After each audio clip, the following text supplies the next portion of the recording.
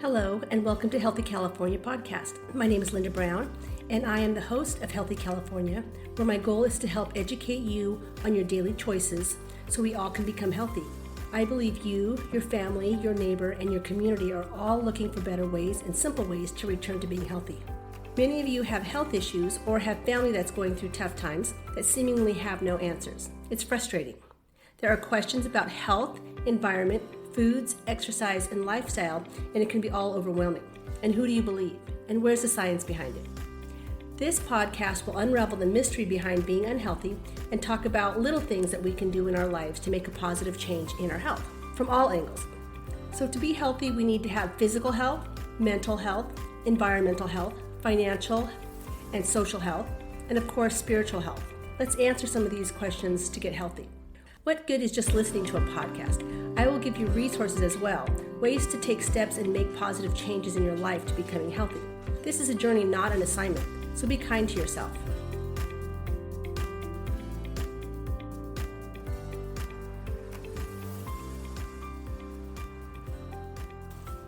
Okay, welcome back, California. Thank you for joining me. This week we are talking about brain health. That's kind of a big deal. You want to have your brain healthy. So what is brain health? Well, brain health is the state of how well your brain functions. Cognitive functions, emotional regulation, memory, focus, sensory functions, motor functions. So when you move, when you blink, when you breathe, that all comes from regulations from the brain. So we want our brain to be healthy, of course. It helps us think clearly, focus, learn new things, recall things like memory, right? It helps manage our emotions and our stress. It helps us move and respond to our environment. Helps us maintain relationships and social interactions. So all this comes from the brain. We want our brain to be healthy. Fact or fiction? We only use 10% of our brain. Despite what it seems like people in the world are using, we actually use 100% of our brain. It is a myth that we only use a small portion of our brain. We use every part of our brain. The more we do research on the brain, the more we realize our brain is pretty amazing. At the same time, it's also very sensitive, so we need to keep our brain healthy. Why is this important? The brain changes with age. It changes with time, it changes with injury, and it changes with inflammation. We need a healthy brain for longevity. We need a healthy brain for good quality of life, mental clarity, and mood. So that's why it's important. There's a lot of different disorders of the brain, but we're going to talk about 4 of the main ones: anxiety, ADHD, autism, and neuroinflammation, which all those have a whole category underneath them. They're kind of umbrella type of terms. So let's talk about anxiety. So general anxiety disorder. It's multifactorial, which means there's a lot of different reasons for it. The amygdala in the brain, in the deep part of our brain, focuses on stressful memories and stimulates the autonomic nervous system when the mind or the body perceives danger. So the autonomic nervous system is our system that is our fight and flight or rest and digest. So when we have the amygdala that stimulates our fight and flight or rest and digest every time we see danger, and it's a perceived danger, right? We walk into a room and we just don't feel right. We're going to go into a fight and flight because we're triggered by something. We might not even know what we're triggered by, but that is part of our brain, just trying to figure it out. So we need to have a healthy brain. Anxiety is typically characterized by a disruption in the daily life by over distress and or the inability to carry out your daily tasks. Anxiety can interrupt your day. Up to 10% of the population has anxiety, which I think that's alarming. And then 10% more of that are undiagnosed. And this could be because it's manifesting as something else, like OCD, obsessive compulsive disorder, or phobias, or post-traumatic stress disorders. So there's 10% of the population that's not diagnosed that could be manifesting their symptoms as something else. PTSD is usually, so PTSD, that's post-traumatic stress disorder. PTSD usually is seen by low cortisol levels, but high norepinephrine or epinephrine levels. So that's your adrenaline. Epinephrine and norepinephrine, that's what we combine that and say that that's adrenaline. So PTSD has low cortisol, which is our stress hormone, but high adrenaline. And we have low cortisol in PTSD because the body is kind of just adapted to knowing that it's always in stress. So it's kind of made an adaptation, but we have high adrenaline. So that could be a problem. That is a problem. Okay, when I'm talking about brain health, I'm not trying to diagnose anything. I'm not trying to necessarily fix anything. I'm just letting you know what is there so we can try to figure out how to improve upon it. So that is general anxiety disorder. That's an umbrella term for a lot of different anxiety disorders. And I'm not a mental health expert, so I'm not going to try to pretend to be one. So let's talk about ADHD, attention deficit hyperactivity disorder.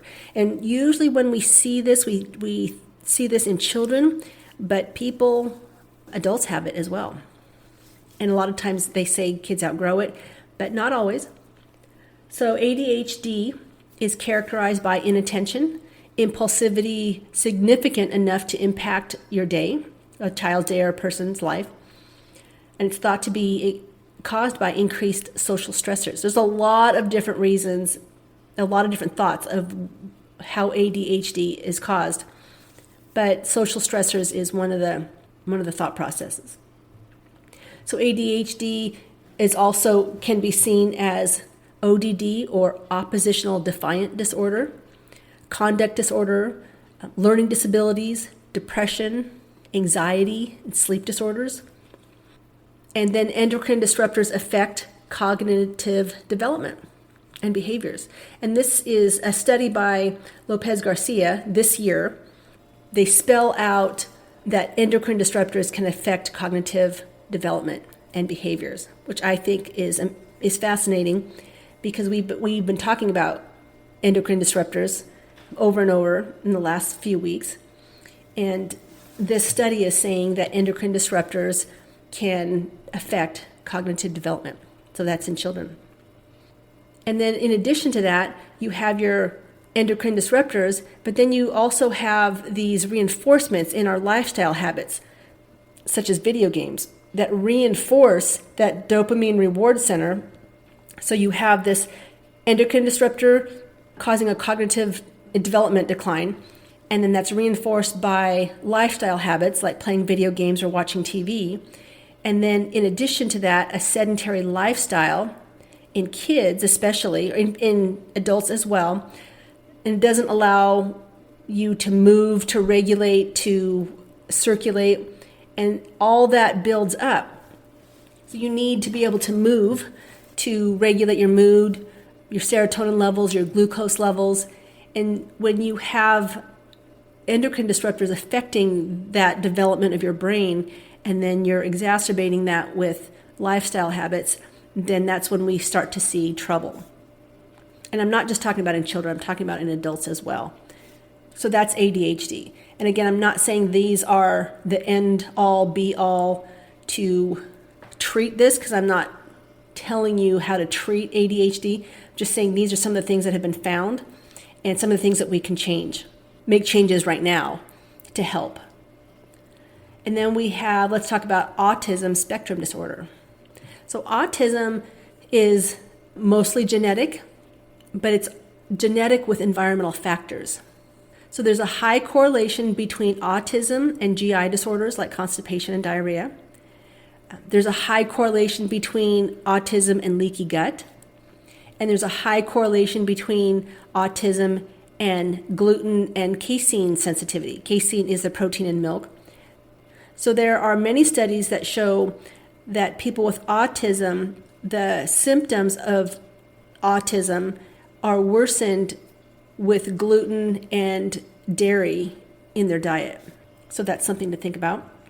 Again, I'm not here to try to heal any diagnoses, but if there's anything that we can do to help anything, we need to do what we can, right? And then finally, let's talk about neuroinflammation. So neuroinflammation is anything that inflames the nerve. What is our main nervous system regulator? It's our brain. So when we talk about neuroinflammation, we're really kind of talking about inflaming the brain. And the top neuroinflammatory diseases are Alzheimer's, Parkinson's, and MS. There's many, many more. But when you think about Alzheimer's, Parkinson's, and multiple sclerosis, we know that they're degenerative and they're progressive. So they're going to keep getting worse and worse. And so why is that?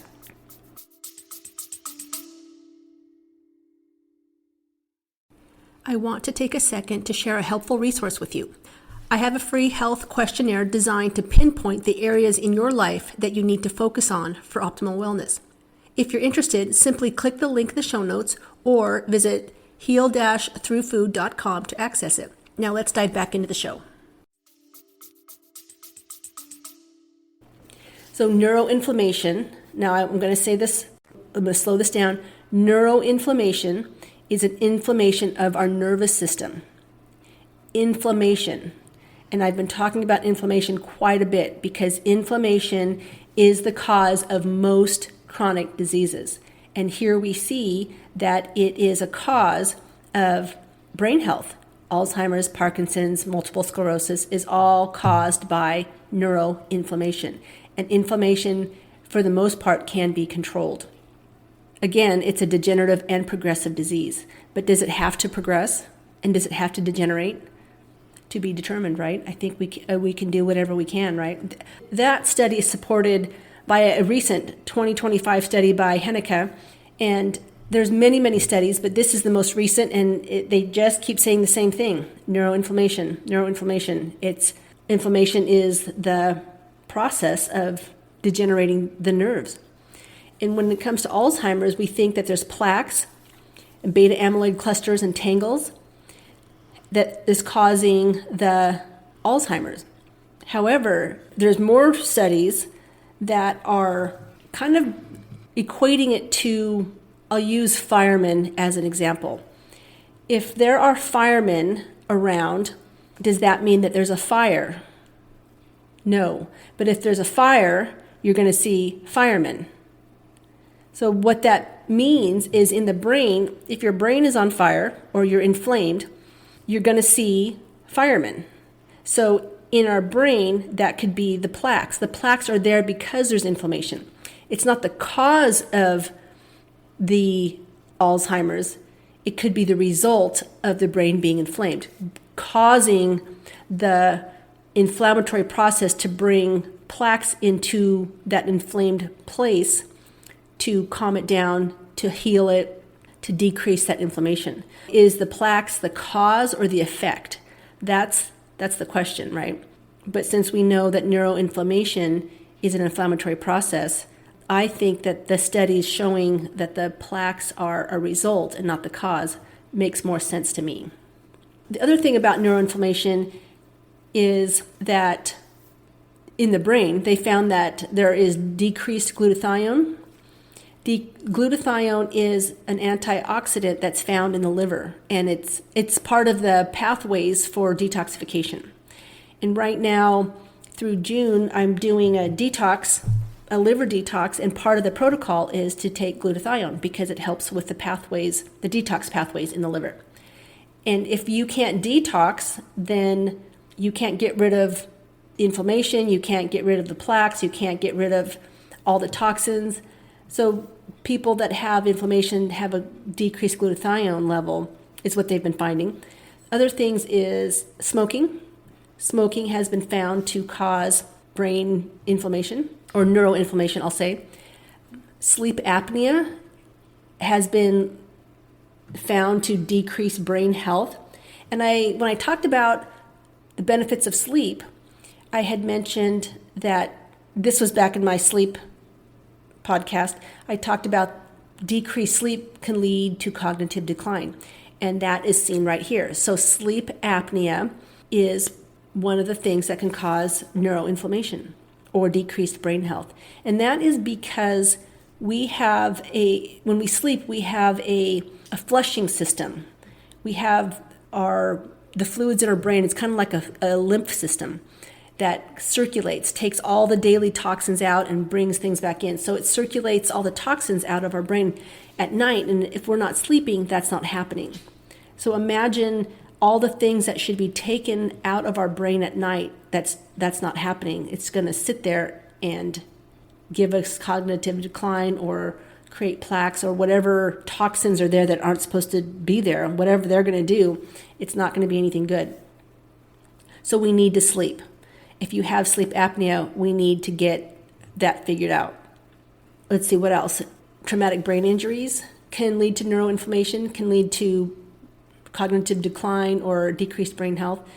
Traumatic brain injuries are not anything anyone wanted, but if you have had a brain injury, there are still things that you can do to keep that inflammation down. Toxicities,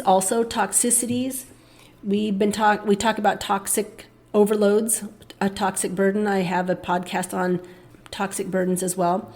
So we need to be able to decrease our toxic burden, our toxic load.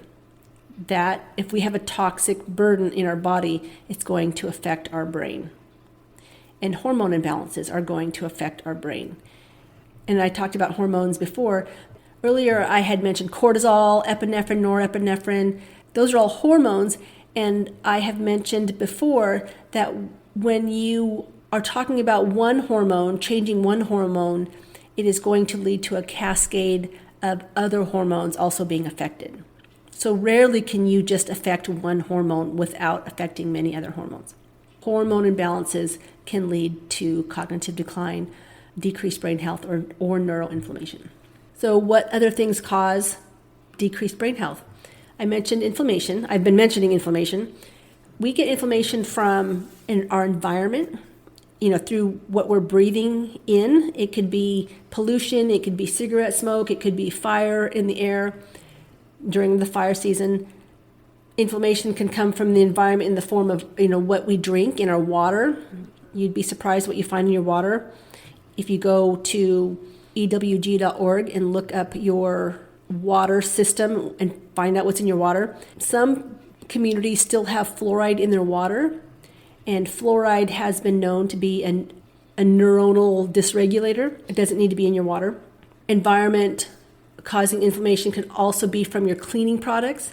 All sorts of chemicals in your cleaning products, your skincare products. What are you putting on your skin? The phthalates, the BPAs, your food. What are you eating that's coming in through your food?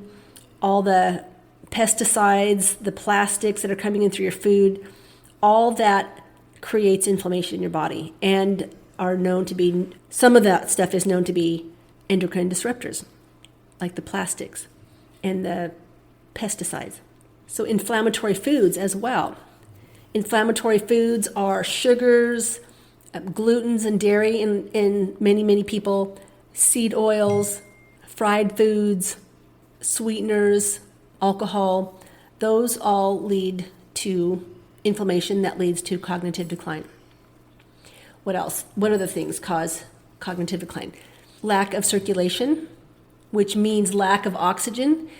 If you think about, we need oxygen. If you think about having sleep apnea and you're sleeping 1/3 of your life, 8 hours out of your day, if you have a disruption in oxygen because you're not breathing, then that's going to affect your brain. It's going to affect your body. You're not getting oxygen to all the places that need oxygen. Every cell in our body needs oxygen. And if we're depriving our body of that, we're not going to be able to heal. We're not going to be able to do what we need to do. And we're not going to be able to think as properly. So we need oxygen, but we also need circulation in general because our blood is what carries the oxygen to where it needs to go. So if you're not moving, you're not circulating. So you need to move. The lack of sleep as well. I talked about that. And not just because you are needing oxygen to your brain, but you are needing to rest your brain and flush your brain. So you need sleep to heal and to grow and to release hormones at night. So there's a lot of reasons we need to sleep. And then stress as well also causes inflammation, and it causes cognitive decline.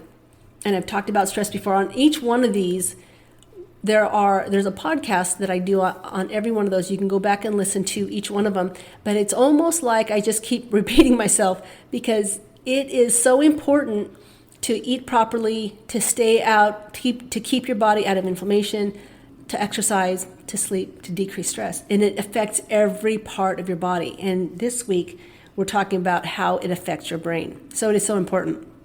How does this affect you? Well, brain fog, right? Cognitive decline. It's not a normal part of aging. It is, I'm going to say that again. Cognitive decline and brain fog is not a normal part of aging. It is absolutely not. Don't let anyone tell you that. Hormones, blood sugar, cardiovascular health have all been linked to brain function. So that all needs to be normal. Your hormones need to be normal. Your blood sugar needs to be normal. And then cardiovascular health, we know that our cardiovascular system or cardiovascular disease is caused by inflammation, and it affects brain function. So inflammation is linked to brain function. So what to do about it? You probably can guess what I'm going to say. What do I always say every week? Diet and exercise. You are not going to escape diet and exercise.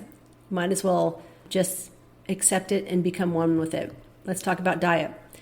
When it comes to brain health, omega-3s and omega-6s have been known to be good for the brain. And an imbalance between the omega-3 and the omega-6 ratio, an imbalance in that ratio, has been known to increase anxiety and depression. So omega-3 and omega-6, they are essential fatty acids. Essential fatty acids mean we need to consume them. Our body doesn't make them. So we need to consume essential fatty acids, and omega-3 and omega-6 are one of those things. Omega-3 and omega-6 is an essential fatty acid that we need for optimal brain function. Omega-3 is found in fish, flaxseed, chia seed, and walnuts. Omega-6s are found in corn, soybean, sunflower. They're found in seeds, many things. They're found in a lot of things, but seeds typically. And right now we have an imbalance between the omega-3s and the omega-6. Omega-6 is a 15 to 20 to 1 ratio to omega-3s. So we're getting 15 to 20 times more omega-6 than omega-3. And that is a problem. We need omega-6. We absolutely need omega-6, and we definitely need omega-3. The ratio should be closer to a 4 to 1, so 4 times more omega-6 than omega-3 instead of 15 to 20. And I think the reason why omega-6 gets a bad rap is because it's found in processed foods, and we eat a lot of processed foods, so that's the reason why the ratio is 15 or 20 to 1. And I think that the ratio is so high in processed foods because a lot of processed foods have seed oils. So the corn oils and the soybean oils and the sunflower oils. And seed oils are not the best for you. And it's not, but the seeds are. The seeds are good. So why is that? Well, if you think about seed oil, let's say corn oil. Corn oil is in everything. Soybean oil is in everything. Sunflower oil is in everything. They're all in things that are processed. If you look at the back label of anything processed, you're going to find one of those seed oils in there. And they say that, it's sunflower oil, it's healthy. However, it's so processed. It's so processed. Think about your corn. How much oil can you get out of corn? Squeeze that corn kernel, how much oil are you going to get out of it? Not a lot. So how do you get the corn oil? It's highly, highly processed. That's what makes it unhealthy. And that's the reason why it's in additives and the reason why our ratio of omega-3 to omega-6 is so far off. And that's the reason why seed oils are so bad, just because they're so highly processed.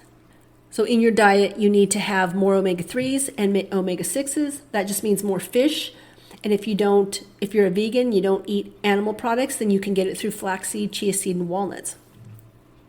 And then decrease your omega-6s. Don't get rid of everything. You can still have your seeds and your nuts, but you don't need to take it in through seed oils. What else can you do for your diet? A lot of antioxidant foods and decrease anti-inflammatory foods. You can look that up. You can Google that, anti-inflammatory foods, or listen to my podcast on anti-inflammatory foods. Any food that's going to inflame you is going to inflame your nervous system. B vitamins. Take a good B complex vitamin. B vitamins in general are good for your nervous system. All B vitamins. Just take a complex. Good B vitamins. Vitamin D has been known to be good for mental health. And it's not that taking vitamin D is good for mental health.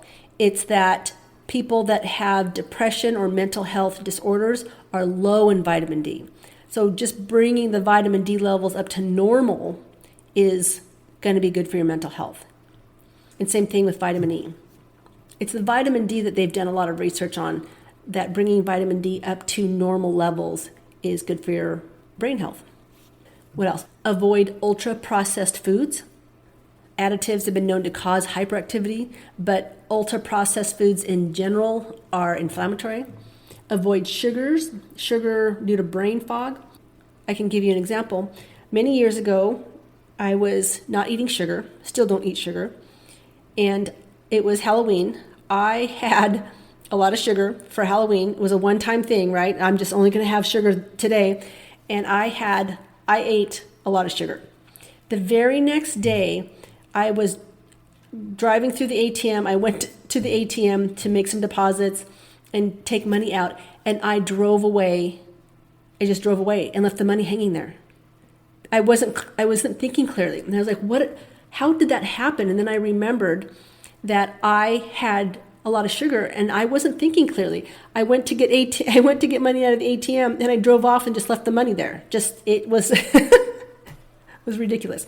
But now I know that if you just drive off, the money gets sucked back into the machine and then no one else can get to it. I had to learn that the hard way though, right? Just little simple things like that you do in your life and you're like, that's not like me to do that. Those little things add up, and those little things can be caused by something like eating too much sugar.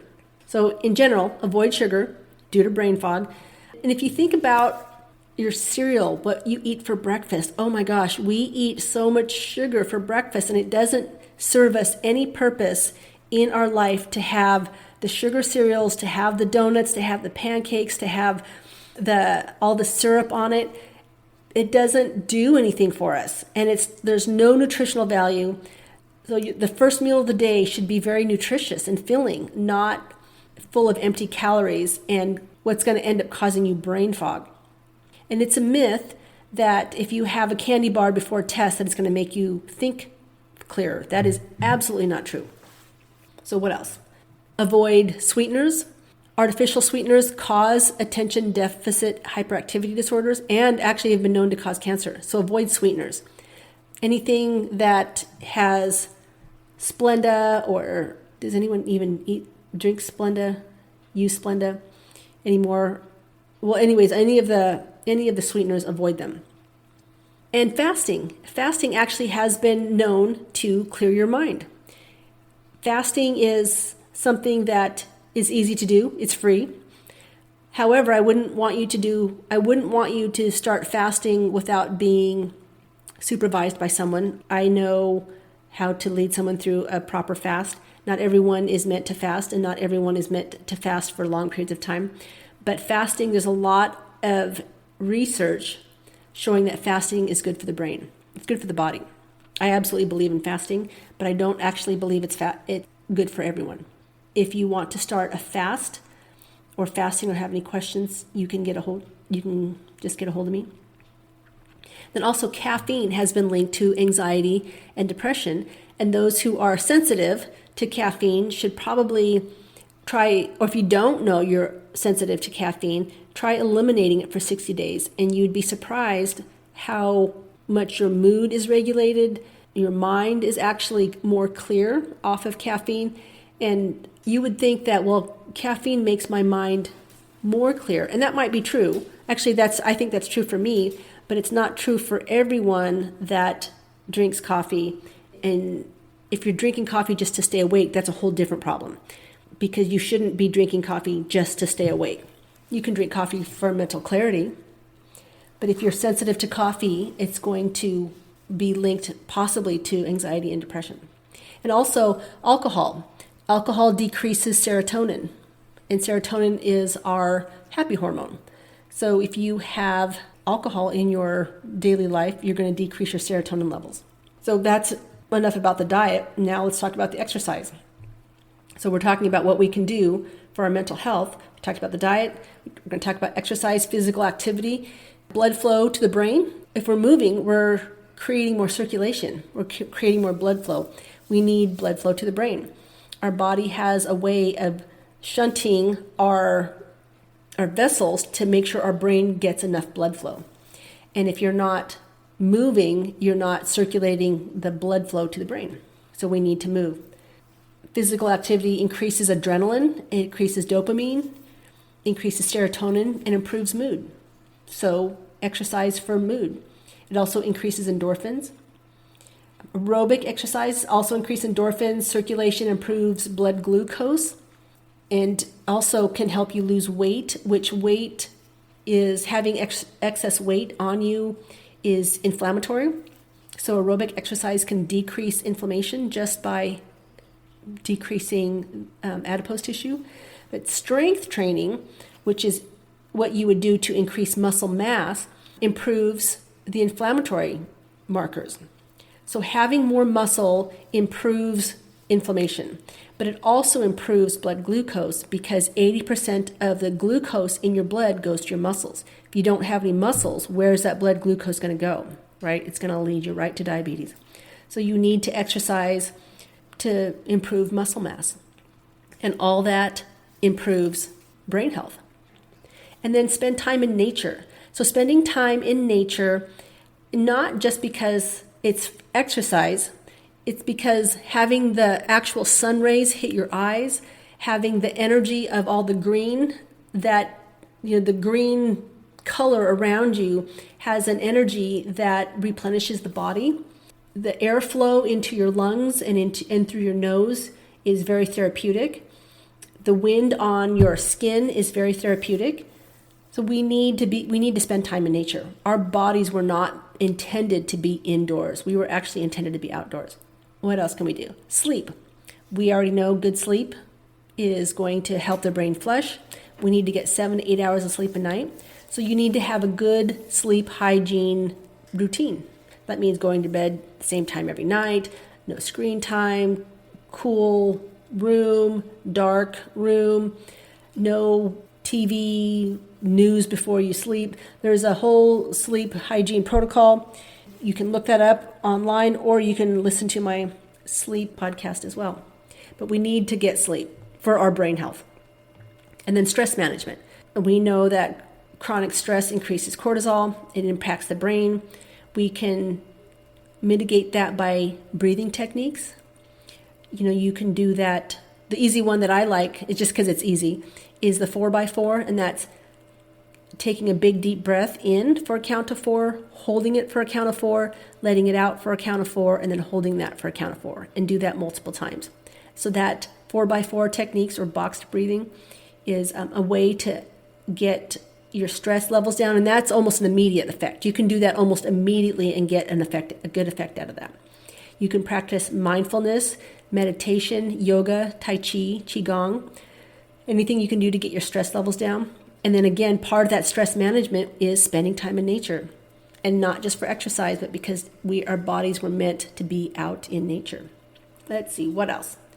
Environmental exposure, so toxins, plastics, pollutants, water. We need to get rid of these endocrine disruptors. Environmental exposure to toxins and plastics are huge endocrine disruptors. We have toxins in our food, through pesticides, food through like plastic containers. We need to get rid of those environmental exposures, endocrine disruptors, and plastics as well. Go through a detox every year, liver detox. I'm doing one right now with a bunch of you. If we don't keep our filters healthy, then we aren't able to detoxify our toxins out of our body. So you need to go through a liver detox at least once a year. It's going to help with brain health. You can also go to psychotherapy, cognitive behavioral therapy, trauma therapy for brain health. And then you can also do things like puzzles, learning new skills like learning a new language or a musical instrument. You can journal, you can read. All that helps your brain. You have to challenge the brain like you have to challenge a muscle. If you don't challenge a muscle, it's not going to get stronger. If you don't challenge your brain, it's only going to decline. And then social interactions and community. Social interactions with people, that is one of the variables in the blue zones that I've talked about. A blue zone in the world, there's 5 of them. It's where there is a high population of centenarians, so people that have lived to be over 100. And one of the variables is social interaction. They have a good family and community, and it keeps you young. And if you think about social interaction, let's say volunteering. If you're volunteering someplace, it takes the thought off of you and onto someone else. So you're not in your own world thinking about yourself, you're thinking about someone else, and that is actually very therapeutic, to take your mind off yourself and to think about someone else. So volunteering is a great way to improve your brain health, part of social interaction and community. And then limit screen time. Screen time is not just, and digital overload, it's not just because it's mind-numbing, it's because, what is it that you're watching? It's not just about the mind numbing, it's about what is coming into your brain through that screen time. There's an immediate reward system a lot of times, especially if you're playing video games or watching little YouTube videos. There's that immediate reward system. There's also been a correlation of screen time and decreased patience. We don't have patience for anything anymore. Screen time turns you into a dopamine addict, so you have that constant reward, that dinging of your cell phone text that makes you check it. You're always checking your phone, and it's a problem. Limit your screen time and your digital overload. Romans 2:12 says, "Do not conform to the pattern of this world, but be transformed by the renewing of your mind." So you have to renew that mind and don't go off of what the world is telling you to do. And that's going to help with your brain health. And when do you consult a healthcare provider? You can't just listen to podcasts all day long and not do anything about this. So if you're doing everything you can to keep your brain healthy and you feel like something's not working, anything's not working, then you need to contact a professional. And if you have any questions on any of the things I mentioned, I can help you with any of that stuff as well. And I'm not a mental health provider, but if I can help you get through some of the things I mentioned and then lead you to a person that can help you with any sort of therapies, I can do that as well. So that is what I have for you on brain health. There's so much to it. I feel like I'm only just always touching the surface of the stuff. But you know that if you need to get a hold of me for any reason on the things that I mentioned, you can go to my show notes and contact me. My email is linda@heal-throughfood.com, and I will talk to you next week. Stay healthy, California. Thank you for joining me today. I hope you learned something new. Health care and treatment should focus on being proactive and preventative, emphasizing the importance of addressing the root cause of a disease or illness.